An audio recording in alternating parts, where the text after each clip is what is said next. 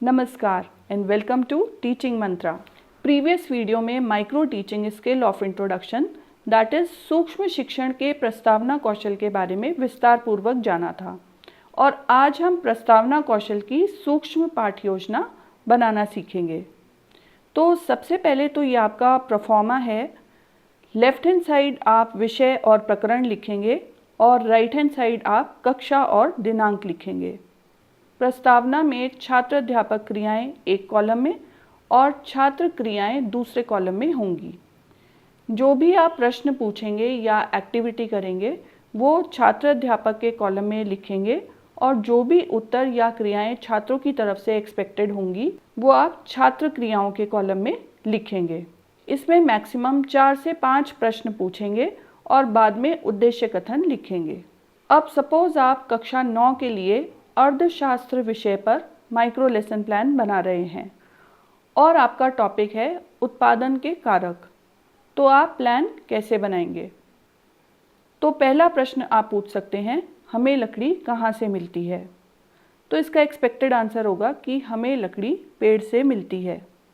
दूसरा प्रश्न, लकड़ी से क्या बनता है? उत्तर होगा लकड़ी से फर्नीचर बनता है। तीसरा प्रश्न, फर्नीचर कहाँ बनाया जाता है? उत्तर आपको मिलेगा फर्नीचर फैक्ट्री में बनाया जाता है। चौथा प्रश्न, फर्नीचर के उत्पादन के लिए किन चीज़ों की आवश्यकता होती है? तो आपको उत्तर मिल सकता है उत्पादन के लिए लकड़ी, श्रम, पूंजी, भूमि आदि की आवश्यकता होती है। अब आप अगला प्रश्न पूछ सकते हैं कि लकड़ी, श्रम, पूंजी, भूमि आदि इन सबको एक साथ क्या कहा जाता है? अब ये जो प्रश्न पूछा गया है तो ये छात्रों के लिए समस्यात्मक होगा और छात्र निरुत्तर हो सकते हैं। तो आप अपना टॉपिक उद्देश्य कथन द्वारा स्पष्ट करेंगे कि छात्रों, आज हम उत्पादक के कारकों के बारे में अध्ययन करेंगे। अब आप इस प्लान को अपने छात्र अध्यापकों के सामने कैसे प्रेजेंट करेंगे, जिसमें आप टीचर हैं और बाकी के छात्र अध्यापक छात्रों का रोल प्ले करेंगे। प्रेजेंटेशन देने से पहले अब एक चीज़ पर आपको ध्यान देना है कि सबसे पहले ब्लैक बोर्ड पर आपको कुछ मेन एंट्रीज लिखनी होंगी जो कि इस प्रकार से हैं। प्रकरण के आगे आपको कुछ नहीं लिखना है, उसके आगे आप खाली स्थान छोड़ देंगे क्योंकि वह उद्देश्य कथन के बाद, यानी जब आप अपना टॉपिक इंट्रोड्यूस कर देते हैं तो उसके बाद ही लिखेंगे। अगर आप प्रकरण पहले लिख देंगे तो आपके छात्रों को पहले ही पता हो जाएगा कि आज हमारे टीचर हमें क्या पढ़ा रहे हैं, तो इंट्रोडक्शन स्किल का कोई यूज़ नहीं रह जाएगा। इसलिए प्रकरण या टॉपिक आप अभी नहीं लिखेंगे और बाद में लिखेंगे। अब आप प्रश्न पूछेंगे, हमें लकड़ी कहाँ से मिलती है? छात्र आपको उत्तर देंगे, हमें लकड़ी पेड़ से मिलती है। आप पूछेंगे, लकड़ी से क्या बनता है? छात्र उत्तर देंगे, लकड़ी से फर्नीचर बनता है। फर्नीचर कहाँ बनाया जाता है? फर्नीचर फैक्ट्री में बनाया जाता है।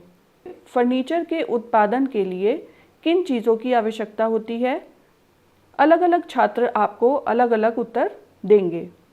उत्पादन के लिए लकड़ी, श्रम, पूंजी, भूमि आदि की आवश्यकता होती है। अब आप अगला प्रश्न पूछेंगे कि लकड़ी, श्रम, पूंजी, भूमि इन सबको एक साथ क्या कहा जाता है? अब ये प्रश्न छात्रों के लिए समस्यात्मक हो सकता है और अगर आपको उनसे कोई उत्तर नहीं मिलता तो आप पहले उत्तर देंगे कि लकड़ी, श्रम, पूंजी, भूमि आदि इन सबको एक साथ हम उत्पादन के कारक के नाम से जानते हैं और आज हम उत्पादन के कारकों के बारे में जानेंगे या आज हम उत्पादन के कारकों के बारे में अध्ययन करेंगे। अब इसके बाद आप ब्लैक बोर्ड पर अपना प्रकरण लिखेंगे, उत्पादन के कारक, और उसको अंडरलाइन कर देंगे। अब जब आप 4 से 5 मिनट में यह प्रस्तावना कौशल का कार्य कर लेंगे तो आपके जो सुपरवाइज़र हैं आपको प्रस्तावना कौशल के कंपोनेंट्स दैट इज़ घटकों के अकॉर्डिंग आपको रेटिंग और रिमार्क्स देंगे। उदाहरण के लिए इस प्रकार से। अब आप अपनी रेटिंग और रिमार्क्स को देखकर अपने लेसन प्लान में सुधार करेंगे, उसे दोबारा बनाएंगे और उसे दोबारा पढ़ाएंगे। तो इस प्रकार से प्रस्तावना कौशल का माइक्रो लेसन प्लान बनाया जाता है और उसे एग्जीक्यूट किया जाता है। अब आप इस प्रकार ही अलग अलग टॉपिक्स पर प्लान बनाकर प्रैक्टिस करें और अपने प्रस्तावना कौशल को बेहतर बनाएं।